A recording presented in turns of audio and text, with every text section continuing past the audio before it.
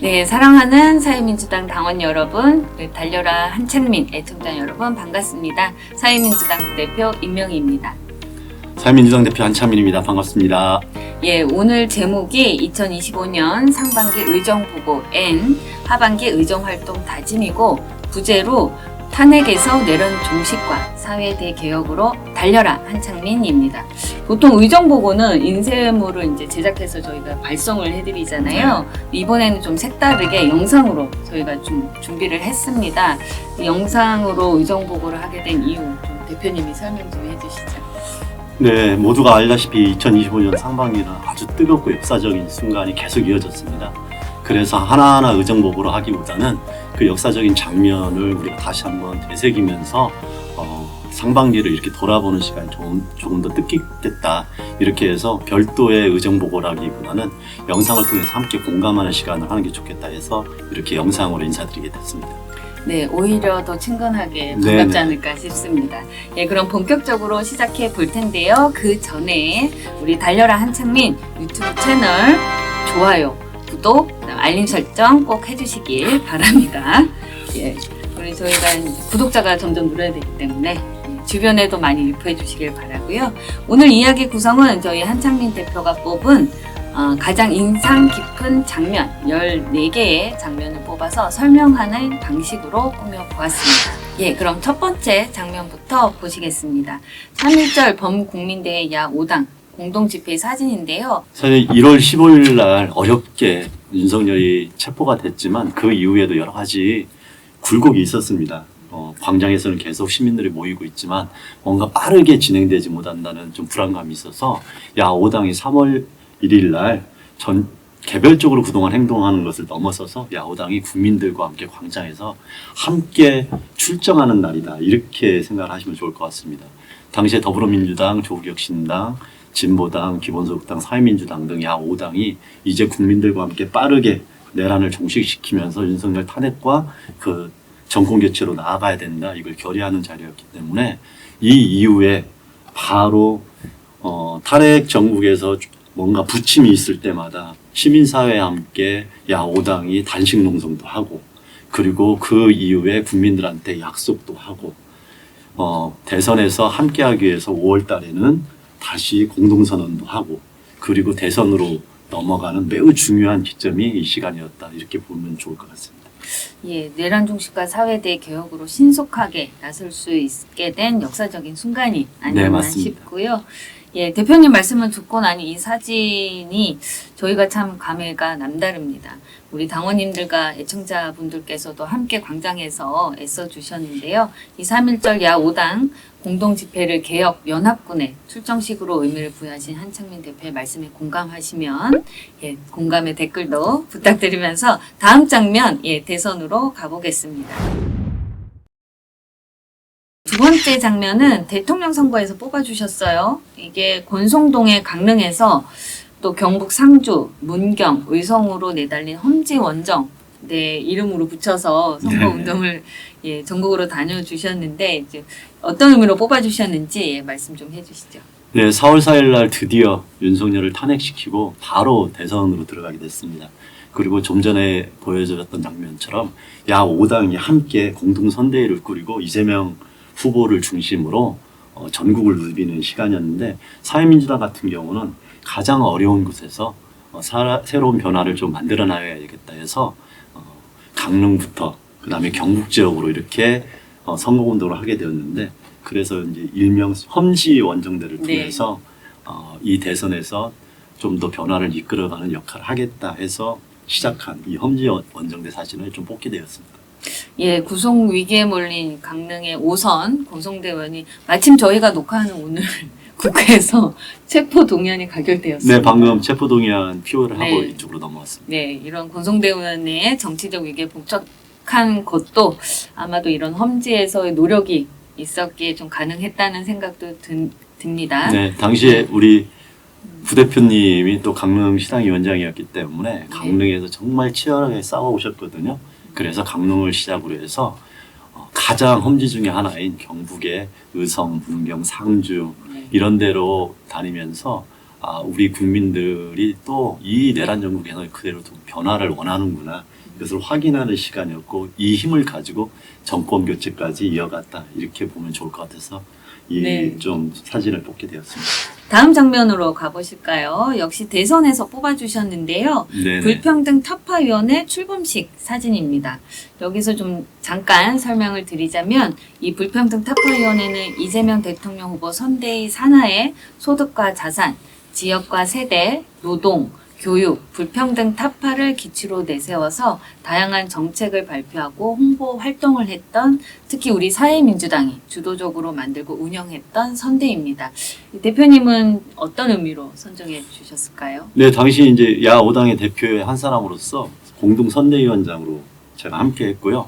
그러면서 공동 선대위원장과 함께하는 정당에서 선대위를 좀 꾸렸으면 좋겠다 이런 이야기를 해서 저희는 불평등 타파위원회를 꾸려서 한국 사회의 어려운 곳에 대한 변화를 만들어가는 것과 동시에 지금 이 내란 정부 구구화되고 있는 이 한국 사회의 현실을 가장 밑바탕에 불평등과 어떤 차별 그리고 근본적인 모순들이 있기 때문에 사회민주당은 이 대선 과정에서 그런 것들을 좀 드러내고 새로운 변화를 만들어내는데 좀 일익을 담당했으면 좋겠다 해서 불평등 타파위원회를 함께 만들었고 우리의 중앙당 당직자와 그다음에 시당위원장님 등등이 각 지역과 중앙에서 불평등 타파의 그 원인과 변화에 대한 어떤 제안들을 해나갔기 때문에 굉장히 의미 있는 선대위였다 이렇게 생각을 하고 있습니다. 그래서 이 사진을 뽑았습니다. 네, 민주당에서 이 불평등 해소라는 얘기를 들고 나온 선대에는 저희가 유일했죠. 네네. 예, 그래서 가장 어렵고 힘든 것을 마다하지 않고 달리는 한창민, 거대 정당이 비추지 못하는 곳에서 국민의 삶을 챙기는 사회민주당, 우리 사회 구조적, 본질적 문제를 제기하고 해법을 모색하는 정당 바로 사회민주당이죠. 자랑스러운 당원님들도 모두 고생하셨다는 말씀 전하면서 다음으로 이어가 보겠습니다. 이제 드디어 마침내 국민주권정부가 출범했습니다. 이재명 정부 출범 이후 첫 번째 장면을 뽑아주셨는데요. 한남동 대통령 관저 야 5당 오찬 장면을 뽑아주셨어요. 이날 오찬은 참 뉴스로도 많이 보도가 되었는데 이날 얘기를 좀 해주시죠. 내란 정신과 사회 대개혁을 위해서 어떠한 이야기들이 좀 오가면 좋을까 좀 깊게 고민하는 자리였고 상징적인 자리였다고 생각을 합니다. 그때 저는 특별하게 책 3권을 가지고 이재명 대통령을 뵙게 되는데요. 책 한 권은 인수위도 없이 출범한 국민주권 정부였기 때문에 반드시 성공했으면 좋겠다는 생각으로 노무현 정부의 1000일을 담은 노무현과 함께한 1000일 이 책을 하나 가져왔고 두 번째는 한국 사회의 근본적인 모순인 불평등을 없애기 위해서 반드시 탐독했으면 좋겠다 싶어가지고 대통령께서 읽으면 좋을 책으로 마이클 샌들과 토마 피케티가 대담을 하면서 문제점을 좀 드러냈던 기울어진 평등이라는 책을 가져왔습니다. 그리고 마지막으로 윤석열 독재 정권에서 가장 심하게 탄압을 당했던 우리 건설 화물 노동자들의 어떤 아픔을 그대로 담아낸 책 노가다가 아닌 노동자로 삽니다. 이 책을 보면서 윤석열 3년에 고통받았던 우리 노동자들과 사법 피해자들이 제대로 회복할 수 있는 그런 시간을 꼭 정권 초기부터 가져갔으면 좋겠다 이런 바람으로 책원을 소개했던 이 시간이 좀 기억에 남고요. 그때 대통령님도 너무 좋아하시고 우리 참모진들도 함께 봤으면 좋겠다 해서 책을 다시 한번 각 수석실한테 보낸 그런 이제 일화도 있습니다. 그리고 당시에 이 책들을 보고 비공개 환담을 하면서 우리 건설동 노동자들의 상황이 너무 어렵다는 것을 깨닫고 대통령께서 8.15 특별사면에 대한 고민까지 직접 지시하면서 시작된 그 기점이기 때문에 저한테는 잊을 수 없는 시간이었다. 그래서 이 사진을 좀 뽑게 되었습니다.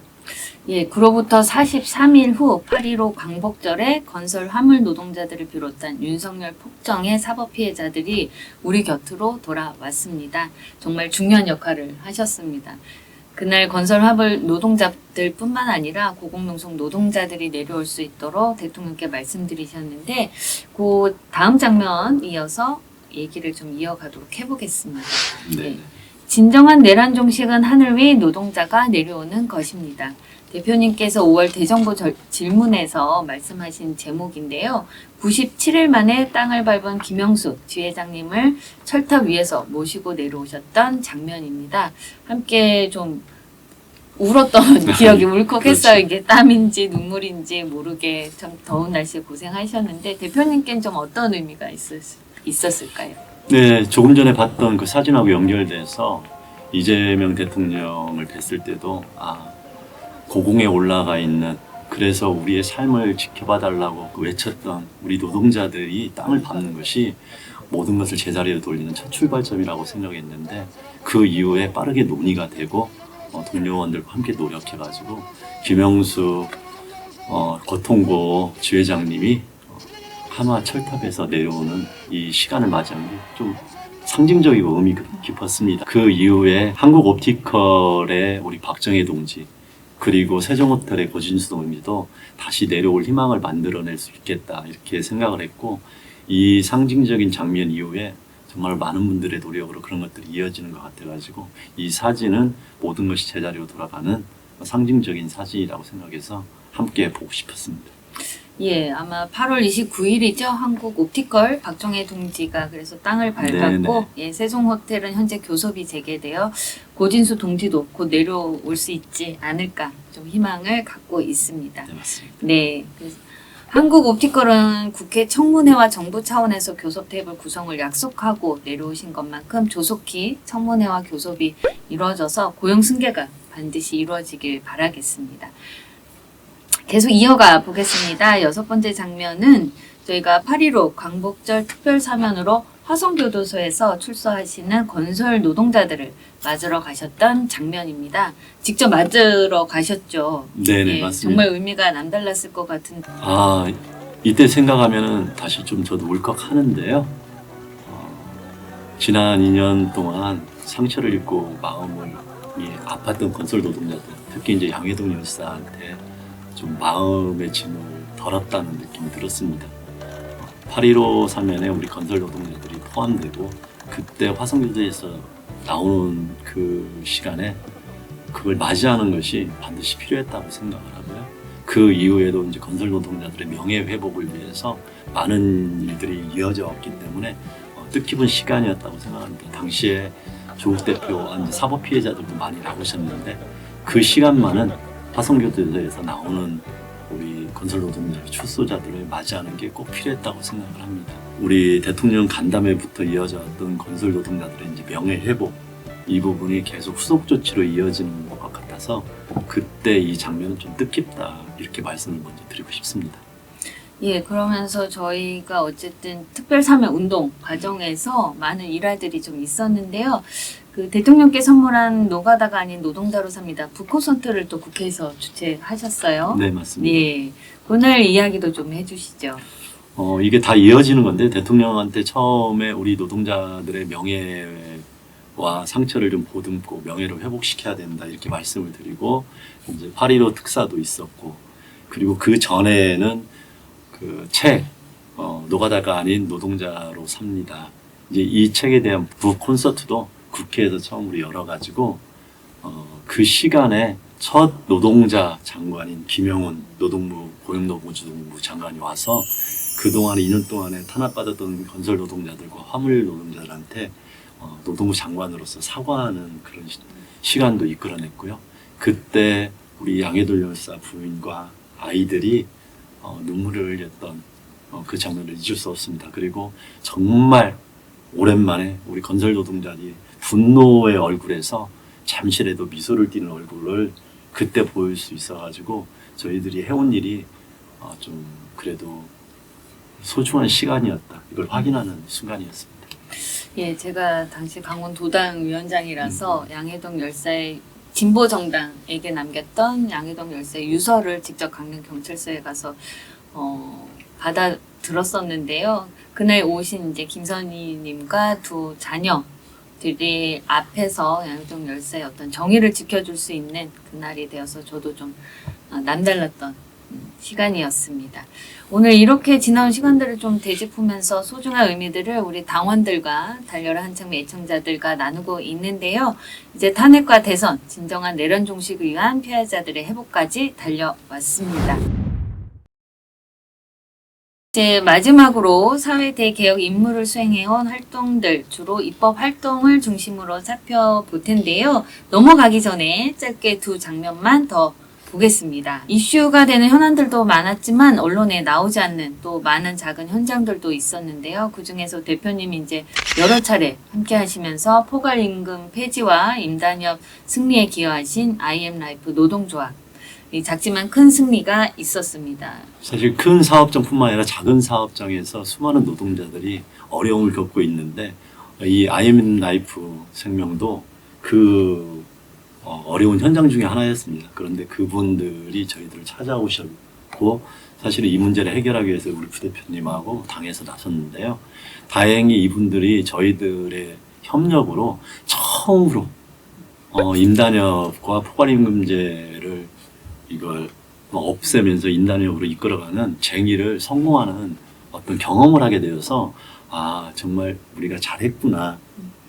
그 많이 알려져 있지 않지만 그분들한테는 굉장히 소중한 시간이었을 거고 앞으로 용기를 가지고 당연히 땀 흘린 만큼 제대로 대우받을 수 있는 그 노동 현장을 만들어갈 수 있겠구나 해서 이건 좀 뜻깊은 장면 중에 하나를 뽑았습니다. 예, 다음은 세월호 잠수사 고 김관홍님의 일화를 그린 영화 바다호랑이 국회 특별 상영회 장면입니다. 사실 세월호가 이제 10년이 넘었다고 해서 많은 분들이 잊고는 있지만 실제로 그 고통은 계속 이어지고 있습니다. 우리가 이제 생명안전기본법 등등에서 더 큰 변화, 그 다음에 사회적 안전망을 만들려고 노력을 하고 있지만 그분들의 가슴은 여전히 아픈 상황이고 당시에 잠수사로 있었던 그 가족들 또한 아직도 고통 안에서 살아가고 있기 때문에 이 다큐멘터리를 우리 국회에서 상영하면서 다시 한번 잊지 않고 국회에서 좀 책임 있게 이러한 것들을 입법과 제도를 변화시키는데 이익을 담당했으면 좋겠다 해서 자리를 마련했고 그때 함께 하신 분들이 다들 눈물을 흘리면서 그 시간을 다시 회고하는 그리고 다짐하는 그런 시간이어서 이것도 꼭 한 장면으로서 소개를 하고 싶었습니다. 예, 이제 사회 대개혁으로 달려보겠습니다. 내란 종식과 사회 대개혁을 위한 대표님의 의정 활동 중에서 입법 활동을 중심으로 얘기를 나눠볼 텐데요. 마지막 카테고리가 되겠습니다. 본격적인 입법 활동 9번째 장면으로 저희가 홈플러스 MBK 사모펀드 먹튀 논란이죠. 예, 홈플러스 마트 노동자들이 대량 해고되거나 일자리를 잃을 상황에 놓였었는데 홈플러스 사태 발생하고 공대위에 공동대표도 하시면서 행보를 네네. 해 오셨습니다. 이건 좀 어떤 법안인지도 또 좀 설명을 부탁드리겠습니다. 윤석열 정권 하에서 다시 또 큰 고통을 겪었던 게 홈플러스 사태입니다. 무려 한 10만 명의 우리 시민들이 연결되어 있는 사안이고 우리 노동자들뿐만 아니라 입점업체 그리고 홈플러스와 그 사모펀드 MBK 사모펀드를 믿고 투자했던 투자자까지 너무 많은 분들이 고통을 겪고 있는 사안입니다. 그래서 처음부터 이 사안에 대해서 대통령실도 좀 들여다봐달라고 요청을 했고 관련된 것을 공대회를 꾸려가지고 문제 해결하기 위해서 계속 앞장서 왔는데요. 중요한 것은 문제 해결도 필요하지만 이런 일들이 반복되지 않게 하는 것도 중요하다 해서 좀 병행하면서 법안을 낸 것이 바로 MBK 사모펀드 규제법입니다. 제2의 홈플러스 사태가 발생하지 않도록 사모펀드가 조금 더 공익성, 투명성을 확보하기 위해서 변화돼야 될 것 이런 것들을 이 법안에 담아가지고 저희가 대표로 법안을 발의하게 되었습니다. 예, 이 법안 내용이 궁금하신 분들은 달려라 한창민 유튜브에 법안 발의 기자회견 네. 영상이 모두 올라와 있습니다. 다음 장면은요. 전세 사기 및 고리 대금 범죄 수익 피해자 반환법 발의 기자회견 장면인데요. 민생 문제에 대해서는 큰 틀에서 다들 이야기를 하지만 구석구석 살피는 데는 좀 정치권에서 계속 힘을 못 쏟는 그런 경우도 있습니다. 그게 전세 사기 피해자들에 대한 이야기인데요. 2023년에 전세사기 특별법이 만들어지고 나서 피해구제를 하려고 했지만 피해구제의 사각지대가 매우 많습니다. 특히나 이제 신탁 사기 부분에서 그것을 이제 LH에서 그 건물을 사서 다시 한번 그들이 좀 더 일상으로 회복되게 하기 위한 그런 조치를 했는데 실제로 이루어지지 못하고 있었습니다. 그래서 전세 사기 피해자들과 그 부분을 문제 해결하기 위해서 좀 앞장서 왔고, 또 하나는 이러한 전세 사기를 당하고 거기에서 발생했던 수많은 피해 금액을 환수하더라도 그게 온전하게 우리 피해자들한테 돌아가지 못하는 또 한계가 있었습니다. 그런 것들을 좀 개선하기 위해서 전세사기 특별법의 보완입법과 더불어서 부당이득을 환수해서 피해자들한테 돌려주는 법안을 이번에 함께 만들어서 제출했습니다. 예, 사회민주당 그리고 연대하는 진보 4당 그리고 민주당 정부의 모든 힘을 모아서 꼭 뿌리 뽑을 수 있도록 함께 노력해 나가겠습니다. 앞서는 지금까지 저희가 개별적인 사안에 대한 입법 활동이었다면 다음은 윤석열 거부권에 막혀있던 개혁 입법 완수를 위해 노력하신 의정활동을 살펴보도록 하겠습니다. 11번째 장면인데요. 바로 노란봉투법 통과 직후 사진이네요. 예, 4대 개혁 입법 완수에 전력을 다하셨는데 특별히 이 장면을 뽑으신 이유가 있으실까요? 내란을 좀 넘어가는 과정과 그다음에 대선에서 약속했던 것, 바로 내란 종식과 민생회복 이고 그 안에서 구체적인 내용이 윤석열의 거부권으로 맡겼던 민생입법, 개혁입법을 반드시 가장 먼저 통과시키겠다 이렇게 약속을 했거든요. 그래서 그것을 야 5당이 지금은 민주당과 진보개혁 야당이 이렇게 나눠져 있지만 가장 중요한 것들을 함께 하면서 처음에 방송 3법, 그리고 상법, 그리고 민생농업 4법 이렇게 통과를 시키고 마지막으로 가장 의미 있는 법 중에 하나인 노란봉투법, 노조법 2, 3조 개정안을 통과를 시켰습니다. 20, 30년 동안 손배폭탄에서 가장 고통받았던 노동자들, 네. 특히 배달로 열사부터 쌍차 노동자들까지 많은 희생자들이 얼굴이 떠오르는 순간이었습니다. 네, 맞습니다. 예, 손배폭탄 방지법 하나 얻으려고 30년을 싸웠고 진짜 사장과 교섭 한번 하겠다고 싸운 시간이 20년입니다. 이 두 가지를 얻을 수 있었던 힘은 이제 단지 이재명 정부여서가 아니라 이 내란에서 승리하고 국민 주권 정부를 세운 모든 국민과 또 수없는 희생 속에서 투쟁을 멈추지 않았던 노동자들이 있었기 때문이라고 좀 생각이 드는데요. 이 법률 통과를 주도한 또 노동부 장관이 민주노총 위원장 출신이고 철도 노동자 김용훈 장관이란 점에서 저희가 좀 남다른 의미가 있지 않았나 싶습니다. 네, 사실은 정말 노동 중심 사회를 우리가 외쳐왔지만 하나하나 진전시키기가 참 어려웠습니다. 그런 면에서 이번에 국민주권 정부, 이재명 정부 안에서는 그래도 모든 것들이 한꺼번에 이루어지지는 못하지만 하나하나 역사적인 진전을 만들어가고 있다 이렇게 보면 좋을 것 같고, 이번에 노란봉투법도 이제 완벽하지는 않습니다. 예, 좀 아쉬운 부분이 있죠. 네네. 예. 우리가 많이 또 노력해야 될 부분이 특수고용직 노동자들의 노동자성이나 그들의 권리가 완전히 보장되지 못하고 또 손해배상을 하는 데 있어서 소소한 부분에서는 좀 미흡한 부분도 있습니다. 이제 그럼에도 불구하고 이번을 계기로 다시 한번 좀 더 힘을 모아가지고 더 좋은 노조법을 만들기 위해서 함께 노력하는 시간을 가졌으면 좋겠습니다. 어쨌든 역사는 조금씩 전진하는 게 맞는 것 같습니다. 이제 막버지로 접어들고 있는데요. 사회대개혁 주제로 거부권에 막혀있던 개혁입법 활동을 저희가 좀 살펴보았습니다. 예, 다음은 같은 주제지만 앞으로 좀 개혁입법 활동 어떻게 준비하고 계신지 말씀을 들어볼 텐데요. 예, 12번째 장면으로 꼽은 사진인데요. 재판 헌법소원 청구권 도입법을 발의를 하셨는데 여기 조금 어려울 것 같긴 했습니다. 또 사회민주당이 유일하게 발의한 사법개혁 법안인데요. 조금 더 간단히 쉽게, 한번 설명을 예, 드리겠습니다. 저희가 이제 사법개혁이 검찰개혁만큼이나 소중한 개혁인데요. 이 법안 같은 경우는 그동안 국민들의 인권이 침해되거나 아니면 노동자들의 탄압이 있는데도 불구하고 사법부에서 올바른 판단을 못한 경우가 꽤 많이 있습니다. 그런데 대법원 판결까지 끝나고 나면 더 이상 쟁송할 수 없는 대한민국의 사법체계의 한계가 있고, 특히나 이번 내란 전국에서 사법부 또한 얼마나 보수적이고 본인들만의 특권이 있는지를 확인하는 시간이었습니다. 그래서 정말 헌법에 충실한 법원의 재판을 만들기 위해서는 우리가 탄핵 심판처럼 헌법소원의 사법부의 판결까지도 할 수 있도록 만드는 게 매우 중요하다. 이렇게 해서 낸 법안이고요. 이것은 우리나라에서 처음 시도하는 게 아니라 헌법재판소를 처음부터 만들었던 독일에서 당연히 하고 있는 일입니다. 그래서 우리가 이제 사법개혁을 할 때 정말 공정한 삼권 분립이 되기 위해서는 헌법에 충실한 사법부가 될 수 있도록 헌법재판소에서 법원의 재판 중에서 매우 중요한 재판들은 심사할 수 있도록 하는 것은 반드시 필요하고, 그걸 하기 위해서 사법부의 판결을 헌법소원할 수 있는 법을 이번에 제출하게 되었습니다. 예, 간단히 취지는 이해가 되실 텐데 보다 자세한 내용은 달려라 한창민 유튜브 채널에 관련 기자회견 영상이 있으니까요. 꼭 보시고 좋아요도 부탁드립니다. 좋아요는 사랑입니다. 네. 다음은 핫한 법률로 알고 있는데요.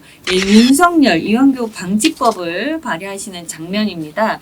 이 법은 탄핵 국면에서 우리 사회민주당이 발표한 정치혁명 10개조에도 포함되어 있는 중요한 법인데요. 이게 드디어 저희가 발의가 되었습니다. 이 법은 또 어떤 법인지 좀 설명해 주시죠. 네, 일명 윤석열, 이완규 방지법이라고 저희들이 했는데 여러분들이 많이 생각을 했을 겁니다. 윤석열이 바로 검찰총장에서 대권주자로 나와가지고 우리나라를 망가뜨렸거든요. 근데 그것뿐만이 아닙니다. 지금의 우리나라의 법 제도 안에서는 중요한 권력기관의 수장들이 빠르게 정치권에 들어오면서 자기들의 사익을 추구하는 경우가 꽤 많기 때문에 오히려 권력기관 안에 있을 때부터 정치권과 연결돼가지고 정치적 중립을 훼손하는 경우가 매우 많습니다. 그래서 이번에 저희들은 검찰총장뿐만 아니라 군의 사성 장군이나 주요 권력기관의 수장들이나 고위공직자들이 정치를 하기 위해서는 일정 부분 시간을 두고 할 수 있도록 제한하는 법안을 내놨습니다. 그렇게 해야만이 본인들도 소위 현직에 있을 때나 아니면은 끝나고 나서도 국민을 위해서 봉사하지 않고 정치권에 줄대기 해가지고 자기의 이익을 추구하는 이런 병폐를 막을 수 있다고 생각합니다. 이게 피선거권에 대한 지나친 제한 아니냐 이렇게 이야기할 수 있지만 미국이나 다른 나라에서도 이게 중요한 권력기관 같은 경우는 이렇게 제한을 하고 있습니다. 우리나라는 특히나 그게 더 심하기 때문에 훨씬 더 강력한 제도로서 이런 것을 원천적으로 내란을 획책하거나 아니면 정치권과 줄대면서 우리의 권력을 사유화하는 것들은 반드시 막아야 된다고 생각해서 이번에 제출하게 되었습니다. 이완규가 법복을 입고 앉아있는 모습만 상상해도 너무 싫어요. 끔찍합니다. 네. 정권이 바뀌어서 그나마 임명이 취소돼서 네. 다행이지 다시는 이런 시도는 엄두도 못 내게 하겠다. 이런 법안이겠죠. 법과 네. 제도가 조금 미비되어 있으면 그걸 악용하는 사례가 너무 많기 때문에 미흡한 법안들은 빠르게 개선을 하는 게 이번에 꼭 필요하다는 것을 절실하게 느꼈습니다. 예, 어느덧 저희가 얘기하다 보니까 14개의 장면 중에 이제 마지막 한 장면이 남았습니다. 예, 주인공은 마지막에 등장하잖아요. 예, 함께 보시면 오직 사회민주당만이 낼 수 있는 한반도 평화 비전을 보여주는 장면입니다. 이 장면 좀 내용을 설명해 주시죠. 대한민국이 분단 국가이기 때문에 여전히 한반도의 평화와 통일은 모든 국민들의 안보의 관심사입니다. 그런 면에서 그동안의 통일 담론을 평화 담론으로 하기 위해서 사회민주당에서 평화 이국가 체제라는 새로운 로드맵을 제시한 것이 이 기자회견입니다. 그래서 그동안 북한과 남한과 경직되어 있는 이 부분을 평화 무드로 만들 때 단순하게 통일이라는 담론보다는 평화 자체가 목적이 되면은 자연스럽게 통일로 가는 단계라는 것을 보여주기 위해서 우리가 세 단계로 평화 로드맵을 제시했는데 이것은 꼭 한 번 더 우리 국민들이 살펴보시면 좋을 것 같다. 이 사회민주당이 이야기하는 평화야말로 모든 경제와 민생의 핵심 의제라는 것을 잊지 않았으면 좋겠습니다. 예, 저희가 평화가 민생이고 평화가 경제고 평화가 인권이라는 말을 했는데요. 그런 사회민주당의 평화 이국가 체제, 저희가 2.0이라고 이름을 붙였습니다. 이 내용을 네네. 좀 간략히 어떤 내용을 담고 있는지 좀 설명 부탁드리겠습니다. 원래 작년에 평화 이국가 체제 로드맵을 1.0으로 해서 했는데 거기에서 한 발 더 나갔습니다.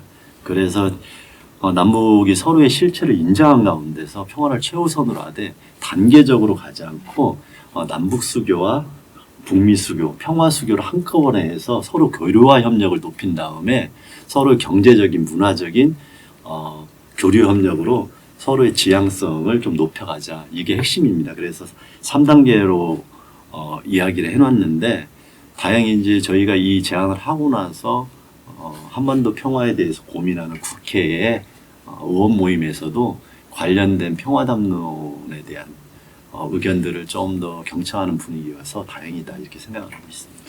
예, 사회민주당이 공들여서 야심차게 내놓은 평화 비전인데요. 쉽게 이해를 돕기 위해서 이 내용은 특별 영상을 저희가 또 당에서 제작을 했습니다. 꽉 막힌 남북 관계부터 양안 전쟁까지 이재명 정부의 한반도 평화 전략, 3인당 평화 이국가 체제를 제안하다.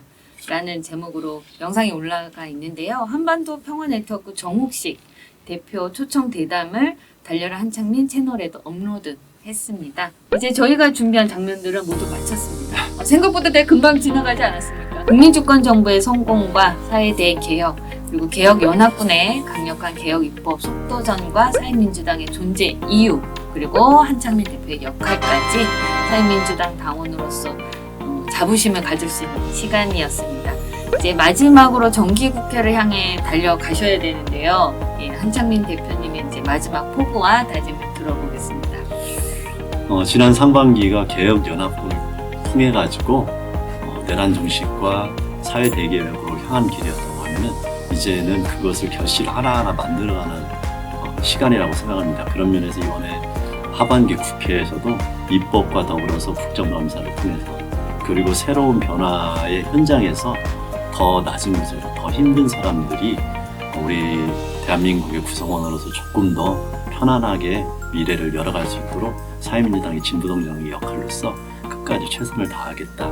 이 다짐으로서 오늘 인사를 가름하겠습니다. 그러면 저희는 이제 당원 여러분들과 저희 달려라 한창민 애청자 여러분들께 인사를 하고 물러가도록 하겠습니다. 네, 지금까지 시청해주신 여러분 감사합니다. 고맙습니다.